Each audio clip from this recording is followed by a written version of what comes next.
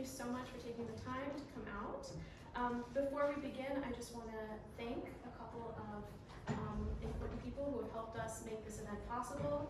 The Baca Foundation Visiting Scholar and Artist Program, the Arab Studies Department, the Art Department, and the galleries. Thank you so much for collaborating, co-sponsoring this event. We're here to have a conversation with Ibrahim Said. And before I introduce Ibrahim, I want to tell a little story about how this event came to be. And also for those of you who don't know me, I'm Lyla Halsted. I'm a professor here in the art department. I teach Islamic art. So this event came about because we recently acquired for the galleries a piece of Ibrahim's work, which you can see, and after the event I encourage you, if you haven't taken a look at it already, to go out into the atrium in front of the sculpture lab and you can view the work there. And we'll have a slide and we'll show it as well.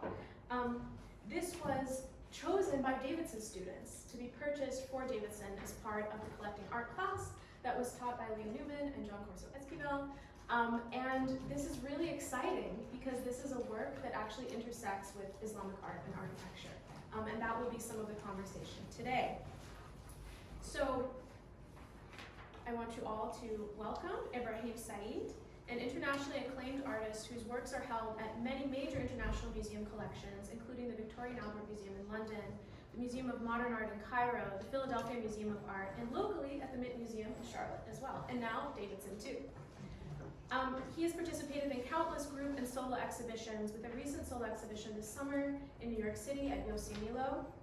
Said's work can be seen as a fusion of Egyptian artistic and architectural styles from across Egyptian history, from the Nahda period to the Fatimids. Please join me in welcoming Ibrahim Said to Davidson.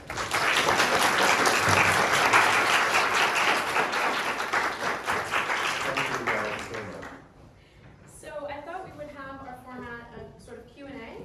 I will pose a few questions to Ibrahim, he'll give some answers, and then we'll open it up to audience questions. Okay, so first of all, I wanted to ask you, Ibrahim, you grew up in Cairo, in Fustat. One of the oldest parts of Cairo. Yeah. And you come from a family of ceramicists. What was it like spending your formative years in your family pottery workshop? And can you discuss your transition away from commercial pottery and how you found your artistic voice? Okay. First, I would love to talk about my father, because I'm coming from, my father only the one who was a ceramicist. So he's the one planted inside me the love of clay and the love of culture too. So he became a ceramicist, and that's a very weird story. That's the story he told to me when I get adult. So he would skip school and go watch the people in Fustat working in the wheel. And this time was like, we're talking about 49, 51, in this period of time, 1951. And in this time, the school was very expensive and he became from a very poor family. So when he skipped school one time and two times, they sent to his father, later they said they kick him out of school. And if he wanted him to go back, he has to pay £1.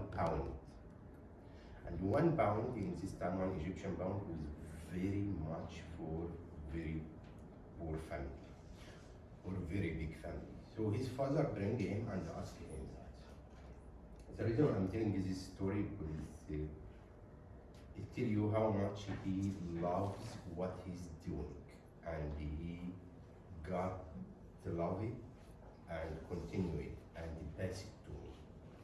So his father asked him, you want to go to school? I can do it for you.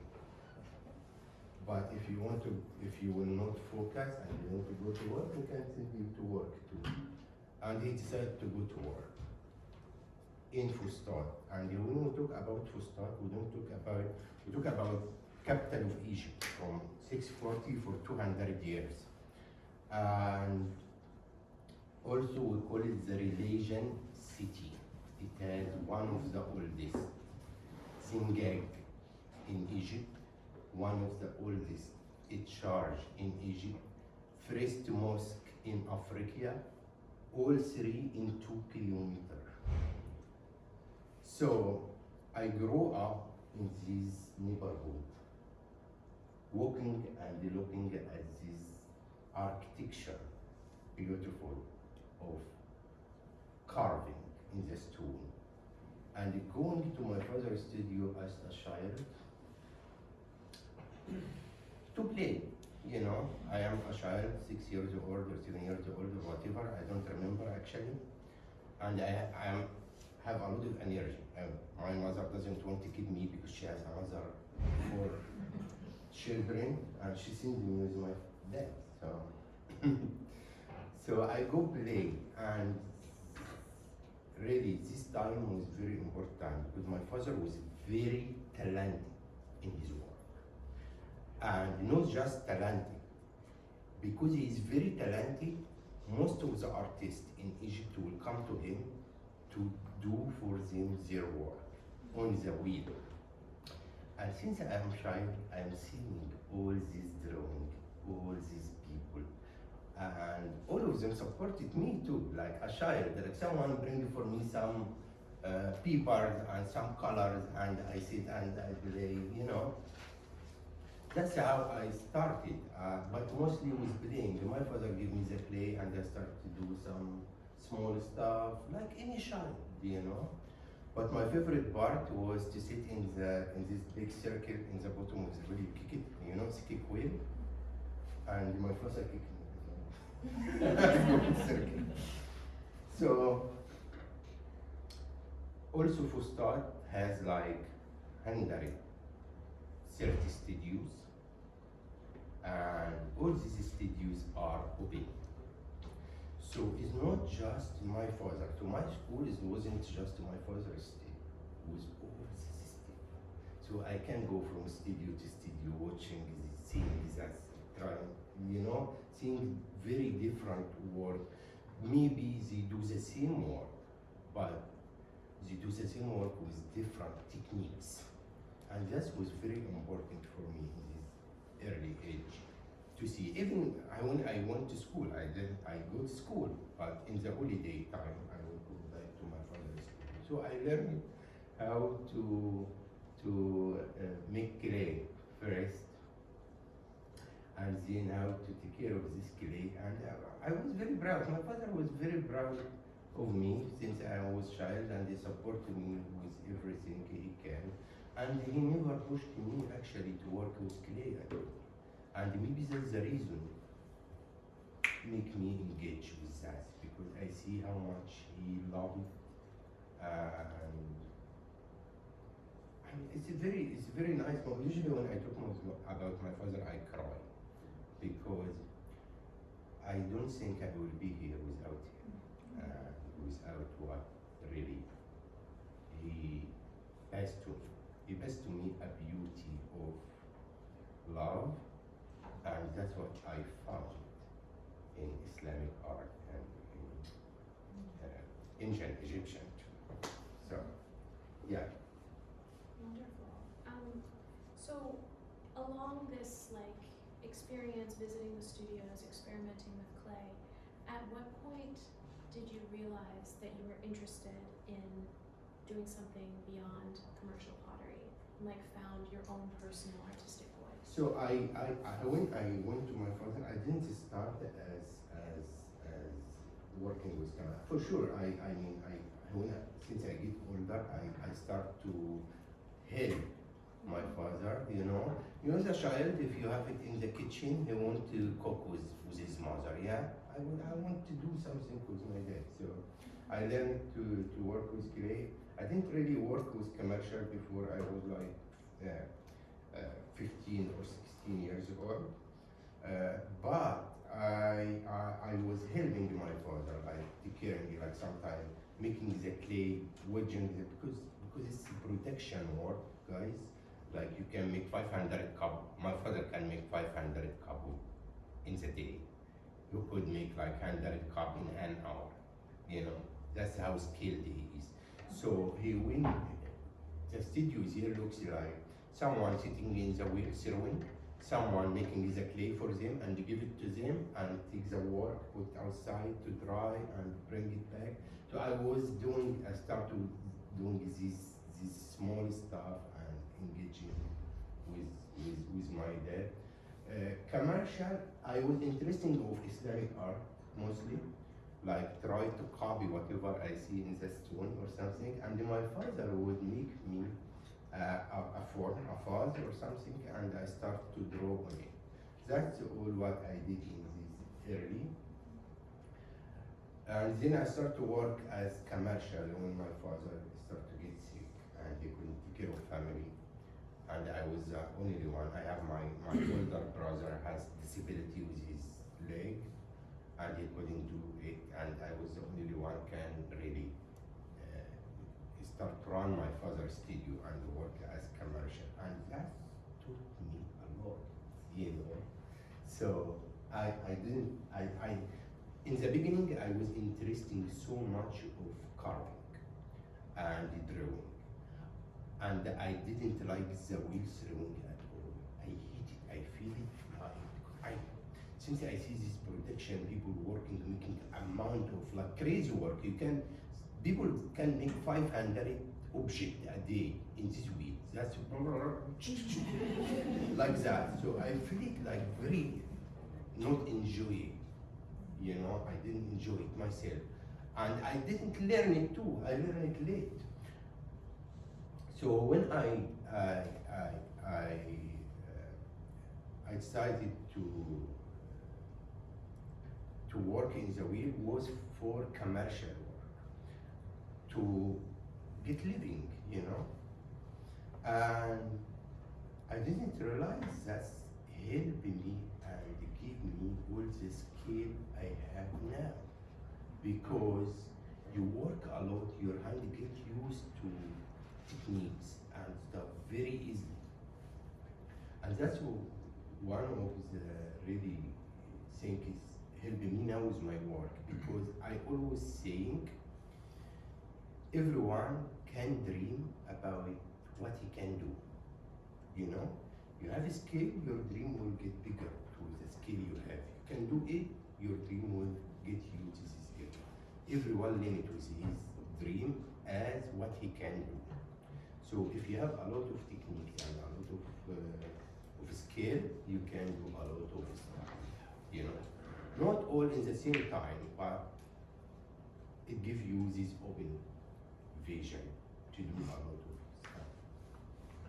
And I find myself going from, I would say, like piece of hair, you know, like piece of your hair, to cross from commercial work to artwork. It's like this piece of hair. If you can pass it, and this piece of hair, it's about not just scale, it's about scale, thinking, study, your perspective about your work.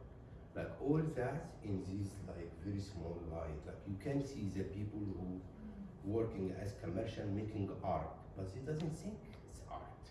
You know, it doesn't know what they are doing. Like sometimes I see beautiful forms, you know, it's very art. Like there is photo here for kiln loading the kiln, they putting the piece on top of it. It's an installation.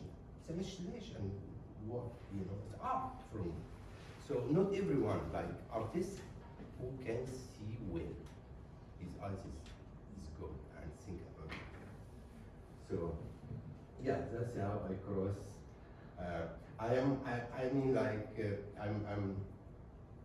also museum was one of the most really challenges to me. So my father became my first teacher. You know, I didn't study art. Music was my second teacher. You know, so when I decided really to do art and to do my own art, was two things helped me a lot. The artist would come to my father along when I was young, you know, seeing their drawing, understand what they're thinking about their work, you know, and museum. Go study the pottery of Nakada time period 3. One of my best shapes, never match anywhere else, you know. Silhouette from like, we're talking about 3,500 to 3,000 BC. Perfect shape, and all my shapes coming through this idea, you know, like I'm making a marriage in my art between Islamic and ancient Egyptian pottery. Yeah, and maybe I'll move to that topic. So you talked a little bit about how museums and also architecture were a huge inspiration for you and almost like teaching moments for you. Studying monuments, studying artifacts in museums. Can you speak a little bit more about like specific museums, specific buildings that you encountered? I will talk about two, I don't have really a lot of choice in Egypt in this time because I have only the Egyptian museum to study ancient Egyptian art in Cairo. And actually, this period of time, it's very important in my career because I would go to the museum. First time I went to the museum, I lost actually because Egyptian museum is a lot of work and all next to each other, and you really don't know what you're looking for actually. And next time I just focused in shape or two, and I start to go, and I'm very bad drawing. Drawing in paper, I'm not very good, but drawing in clay, I'm genius. But so I will get my sketchbook and go draw the half of the silhouette of the shape, not the whole because I don't want it to look like that. And I put line in the middle, and what I did actually, I will put sizes, what I see with my eyes. Like the bottom is half centimeter, the middle section is like 10 centimeter width, the height of the neck, the height of the bottom. And I make this drawing and I go back to my studio and try to copy what I did exactly with the same sizes. And that's really what gave me much more scale, more than what my father gave me. So museum was very important. Also like handles in fossils. Most of the people, and that's what I learned, I study handles for a year, just going, drawing handles and look at the most of the people thinking about the hand itself. No one thinking about the negative space inside the hand and what's the relationship between this negative space and the shape itself. You know, all these give me all this idea for what I'm doing today. So museum was very important for me. It was really very important. Also, that's in orientation because I start my art with ancient Egyptian pottery. I didn't go to the Islamic art yet. You know, I did when I was child, carving. I carved so fast too, but I still not put it as my artistic vision now. Then become the idea of the Islamic art in my mind, and I start to think about from I was young. I love the architecture of Islamic art, you know, or Islamic period. And I start to go to this Ibn Talon mosque in Cairo, and one of my really, I don't know, I feel like in peace inside this mosque. I think it's the carving in the stone and how beautiful it is, and you can see it's like not all the same. Like that's the only place you can see like the carve is changing a little bit. You can see the hand made in the stone. Also, not just the carving, like the rhythm or the multiple of the arches in this mosque. It's one of the biggest mosques in Cairo, actually.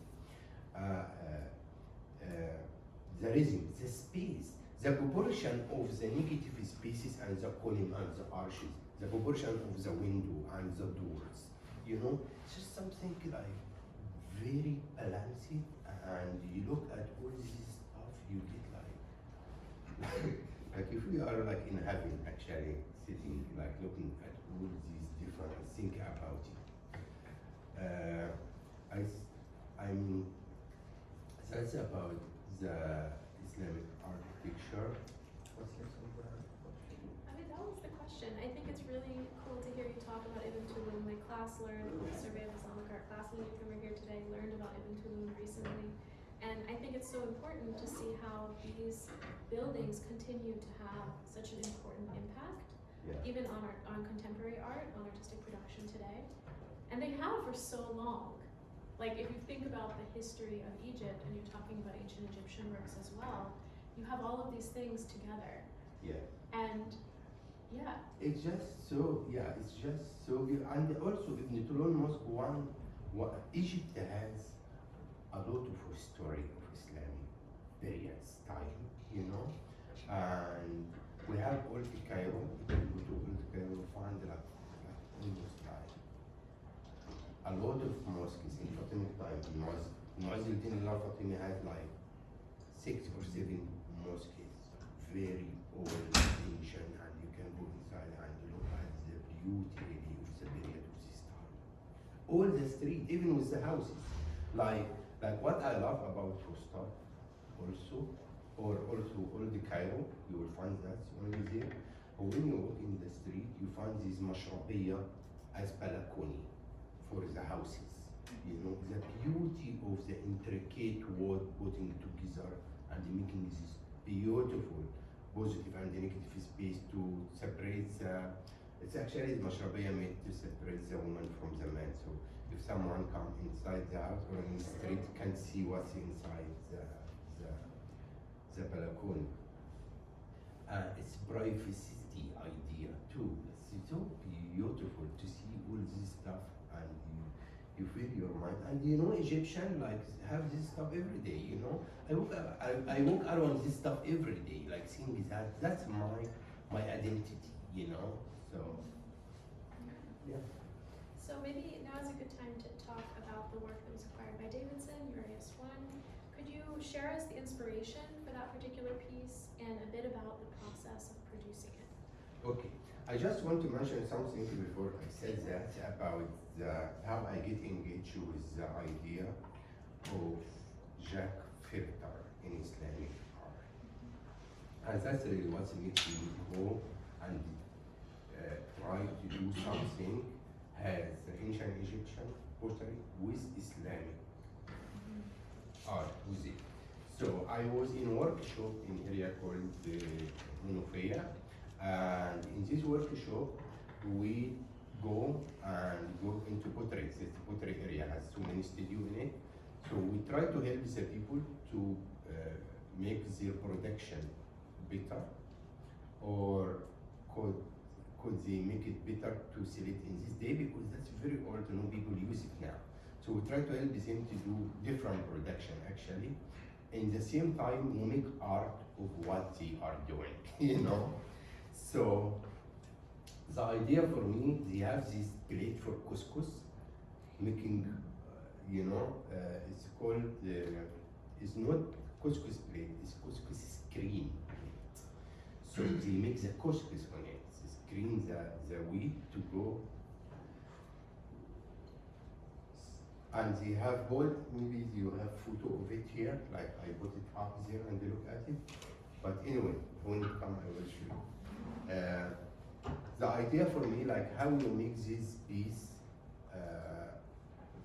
beautiful, so you can use it, and at the same time you can hang it in the house, and it will be object beautiful. That's how I started the idea. So I was doing this workshop and then become a doctor from the Art University of Cairo, using Gamal Hanafi, and they come to this show and see this piece and I do like kind of relief carving on it, and it was so beautiful. But the guy come and he told to me that I love your work, and because I love your work, I will give you this present. And they give me a book, have all the Jack filter collected on it. And he said, I think I will do something good from this. And they give me very nice book. And I take the book and I was like, in this time I was taking like Islamic geometric classes, you know, and that's really part of, it changed really my mind, or opened for me a different vision, because all the work is coming from the same idea too. So I start to I take the book and I said thank you, and then later I start thinking what I can do with this book. Yeah, like I have this book and it's beautiful. And Jack filter is, you know, the Jack you drink from, because that is very important. The Jack you drink from, between the body and the neck, there is area here has hole in it. Okay, in the Fatimic period, they have, we're talking about like 10 to 12 or 13 centuries. They have this beautiful carving. It could be, it's piercing actually, it's not carving, it's piercing. Sometimes they are flora, sometimes it's geometric, sometimes animal, sometimes writing, sometimes even like sometimes houses, like landscape, and they are so beautiful. And we call this idea hidden beauty. Why we call it hidden beauty? Because you can't see it. Just if you want to drink from the jar, you can see this beautiful inside, which really was make me like thinking about this idea, because we have in Islam something saying Allah, God, doesn't look about how you look. You know, we all could look good. God look at your heart, you know, what's inside. If that's beauty, you are beauty. You are beautiful. If that's not, you are not, you know. That's it. So that's the reason. Because it's Islamic art, it's come from belief system, you know? So that's what's engaging me into this idea. And what I did, I started to make copy of these small pieces to get the scale, but also to think what I will do with this idea. You know, so we can go to the question like that, sorry. No, thank you. Because that's a very important point of my work. It is absolutely. So I was just asking about the work we acquired and the process for producing. Yeah. So if you're thinking about stars in Islamic, or even not in Islam, like stars bases or relief bases in the wall. If this wall carved with relief, so it has base behind this relief, which all circle cutting together, like that's up and down, and that's how they draw the point stars, you know, but also they draw the relief work, you know, as design. So when you look at this circle cutting together, you can see how when two circles become next to each other, you know, and that's how I made the work. Because one of it also I make it from the beginning. Like when I start to make talk about the Jacques filter idea, I was thinking about mostly all the Islamic art come from geometric, and I was thinking about the base of the geometric as a very simple circle. And my starting point was this circle. Even the Jacques filter inside this circle, you know. And then I started thinking about shifting this circle. So I made circle, I made double, I'm sorry, I forget the name of my work.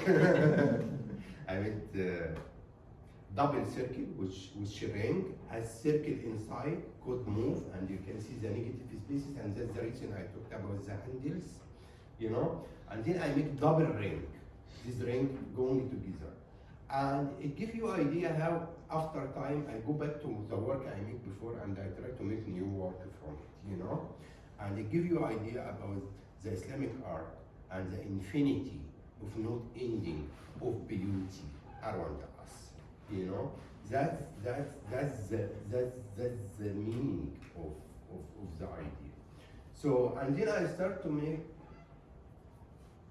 Uraeus, yeah. I started to make Uraeus, and Uraeus is the cobra of ancient Egyptian, protecting the ancient Egyptian. And I really call it this name after I make the piece, to be fair. So I didn't call it before. Because my word about this piece, I was telling Leah, okay, I think about it, but I don't want it to look number 8 too. It's just like very tricky. So I want to do this geometric shape going back, and you can see that's a lot of my work. But I start to twist the piece a little bit to make it go away from the idea of number 8. But also the design in this piece is mostly very different, because technically this piece, the heavy part of it in the top and the bottom, and the delicate area in the middle, when you start to carve that, your hand has to be very light, you know.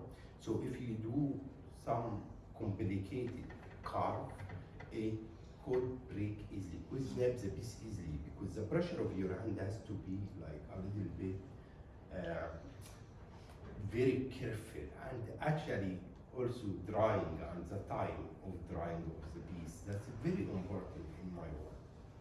But with this one, I was the only one I used gold with it, and change the color. Mostly all what I'm doing was black, and that's the shot filter but that's a copy I made. So I forget. The gold. Yeah, the gold is like first time I use gold with this piece, and I meant to use gold for a long time. I mean, my last show has all gold on it, but I meant to use gold for a long time, and I was like worried, because my work is mostly about the silhouettes, the osage.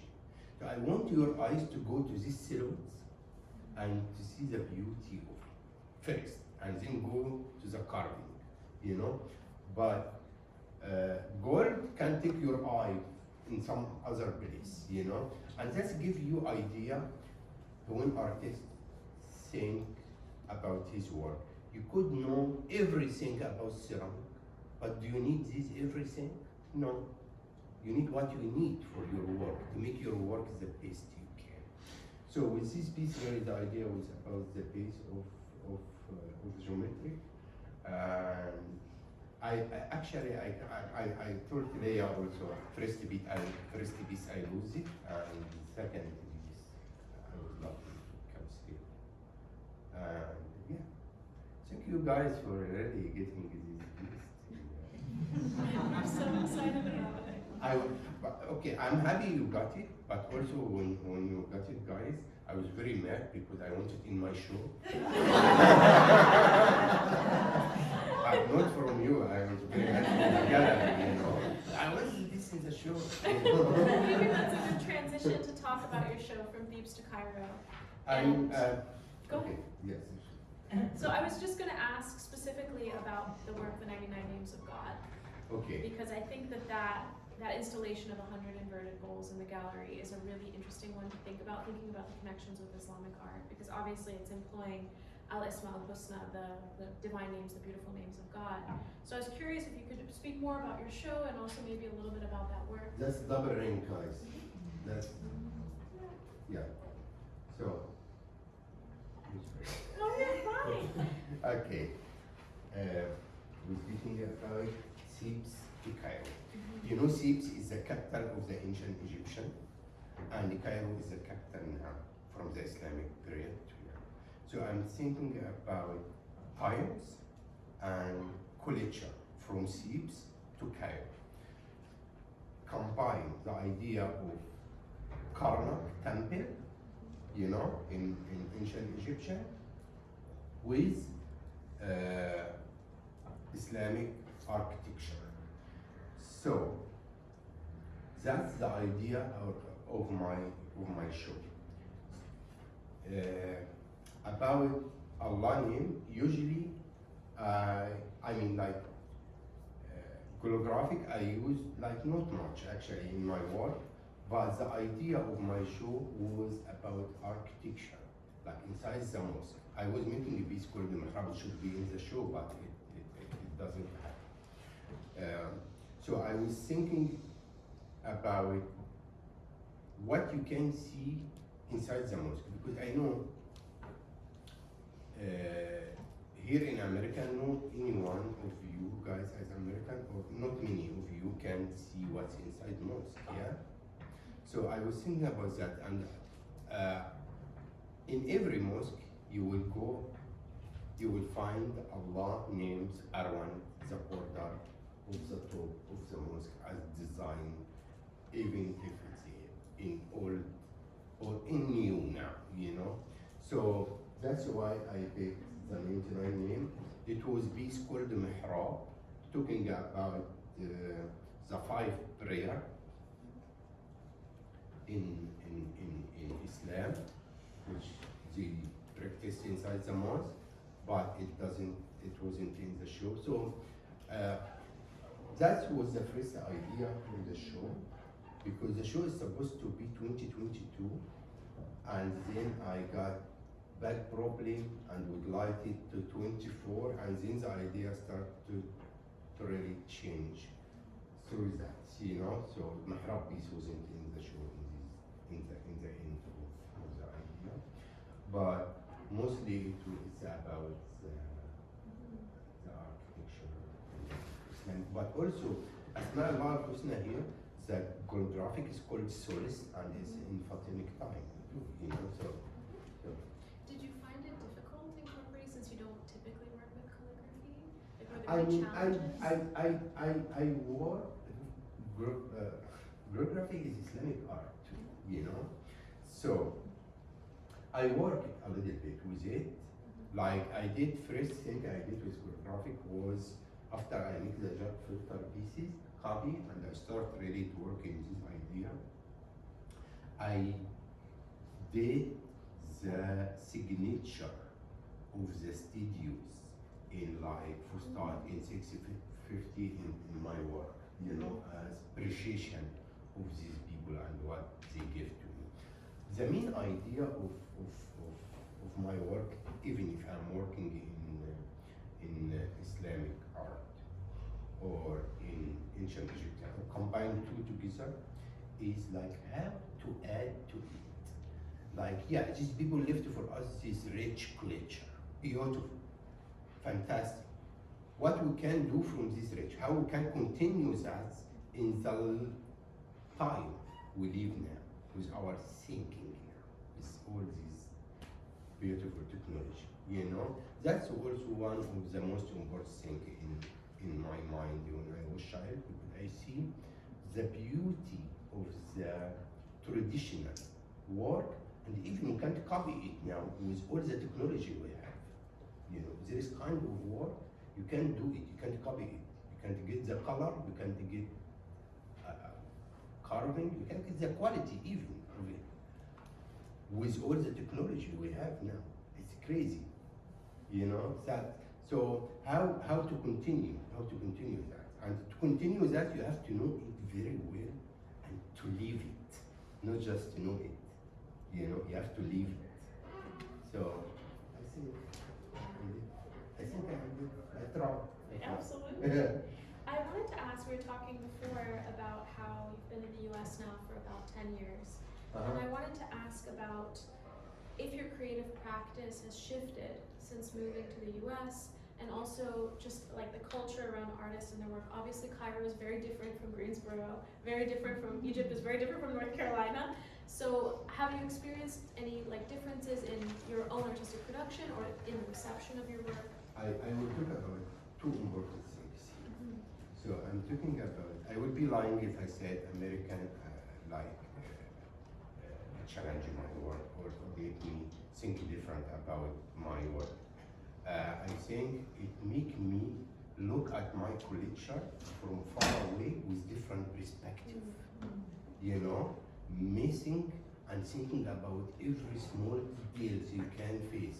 Stuff you never think about it if you are in Egypt. That's one thing. Other thing, place is community. You know? So I think it's very different of Cairo as culture. But America, United States, has own cultures. You can see Asian, Western, African, even if I'm African, you know? Everything. You can see all the culture in front of you and what we share together and what we learn from each other. And that's develop a very nice idea and thinking of you. But my focus is still in my Egyptian culture. It's my childhood. So. Fabulous.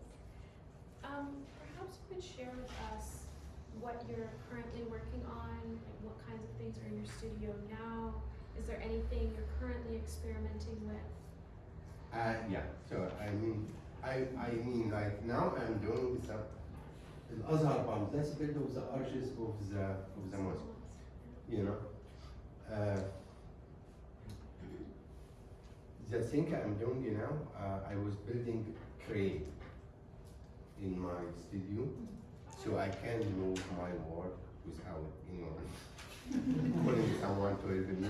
Sometimes I'm just like, I want to see what is coming from the kitchen right now. I will not wait for someone to come here, you know? So I'm building a crane, one thing, and I really don't really work as tableware now. I'm already making my art, but now I'm doing something in support of Gaza, making some cups, and I will try to sell them and make support for Gaza, and that's what I'm doing now. So hopefully it go well, and yeah. So some art will come soon, but that's what I'm doing right now. We have a lot of students in the audience who are studio majors or studio minors who may be interested in becoming artists one day. Do you have any advice for students or aspiring artists, especially those interested in ceramics? Yeah. So, believe in yourself. That's what you do. Believe in yourself, trust yourself, find your closest professor can help you and share with him. See the people you love and you trust so much and bring them to see what you are doing and have discussion about it. See it from very different perspective. Move your stuff around and upside down, up, and look at it and see what you will see. World is very big, not small. America is big, but world is much bigger. If you have an idea in your mind and you're thinking about it, just try to see who did work in this idea of artists all over the world and see what they did and what's the strongest of their work and what's the weakest of what you think, you know?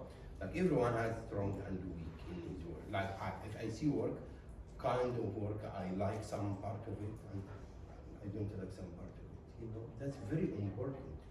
And the reason I said, look and check idea around the world because you offer time to yourself like that.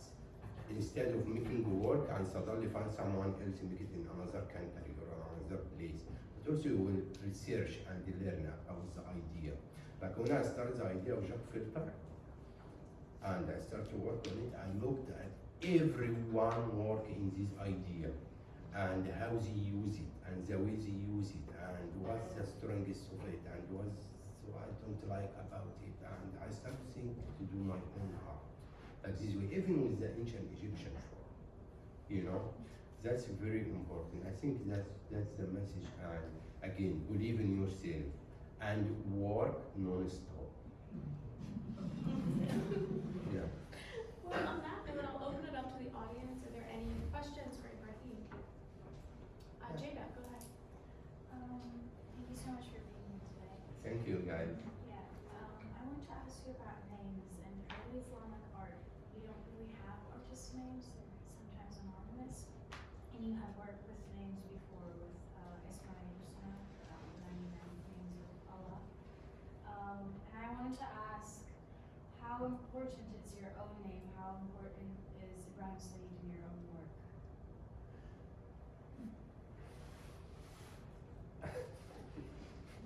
I mean, if I see myself very important, I will not do work. You know? So, I think I am doing what I love. You like it, you don't, I don't care. I'm sorry to say that. I do what I care about myself. And I do it from my heart. And if it touch your heart, that's okay. It's okay too, you know? So I think, I know that could be tricky because people here in America, since I lived here for a long time, love to say, hey, I am the artist, you know? But I think that's the beginning of the end, you know? So just try to do whatever you can, whatever you love. Try to send your voice, whatever you can love, and don't think about anything. I never thought I would be non-artist in my life. I never even did that for art, to be living from, you know. I did that because I love my culture so much, and I believe it, and I want to make it better as I can, you know. That's it. Other questions? Yeah. You talked about how your focus in your works is on the silhouettes and the shapes. How do you pick the pigments and colors that you use in your works to focus on them? That's a really very good question. So usually I really make, for me the most important thing for me now, the shape. When I start, like, and I can dream about something for a year. So ideas like seeds, you know, seeds go here, and you can think about it for a long time. And when you find the way to do it, because part of my challenges in my work is the engineering about all these pieces, you know. But color is like my shirt. It could fit me, and I could look pretty, couldn't, you know? And that's what, when I said, I was thinking about gold for a long time. I don't know how to use it the right way to my vision, you know, to my thinking. So I finished the shape, and then I start thinking about the color. Mostly, when I start making art, my color was only black because I said I focus in the silhouettes, and I want you just see the outside line, you know. So I use the one color idea. And then when I start to make carving and make design, you know, design takes the eyes from the form a little bit, you know. Then I start to think about the gold, and this technique of gold is the reduction, low fire reduction technique. And I used to make it when I was child. My father was to make that a lot, you know. I learned, but the idea is that what your work needs, when you continue in something and when you stop, you know, that's that. If you know how to do that, you are in very good place. So color for me is very important because it helps the body of the piece to show it, but it's like my shirt, you know, like this color look good on me, yeah? Maybe not, I don't know, but you know, not every color will look good on me. Yeah, that's what I mean. That's the idea of the color. And I try to use earthy color or very Egyptian colors too. So, because that's a part of the idea. I want my work to smell Egypt, to be Egyptian. You know. We have time for maybe one more question. This has resonated with me so closely, so thank you so much. Thank you. I think I'm wondering, I am really blessed to come from a family with artists who also create art about our culture. And I guess I'm just wondering, you spoke of how your father's support was so impactful for you, and I'm just wondering, what can we do, or me personally too, to better support the artists in our lives? I think like I know that's a big question. I think I mean like do what you I mean I will do what I can. Like anyone asking me myself any help. Like I visit you guys, I visit so much school. I give people my email and I said, hey, if you have any question, just send me. I can help with any way I could. You know, like the idea of like even if you couldn't give escape, if you are not professional in your career, you can guide a child to be in very good way to be artist. You know, even if you are not artist. Like sometimes I sit with my nephew. They are very young, and I ask them about their opinion of my work. You know. Maybe some other people think they are children, but sometimes they give me thoughts, ideas. I mean, that I didn't think about. You know, these children, a lot of energy and a lot of smart in their mind. So we could help each other. I mean, I don't know really like how if someone doesn't ask, but there is a lot of ways you can help people, or you can even help yourself. You know. So I think I mean I don't know if I answered the question or not, but Yeah, that was great, thank you. I think just talking about it is very important. yeah. All right, well, I think we can transition to more informal discussion. We do have a reception out in the atrium. We have food, drinks, desserts, and an opportunity to speak with Ibrahim. Let's thank him one more time.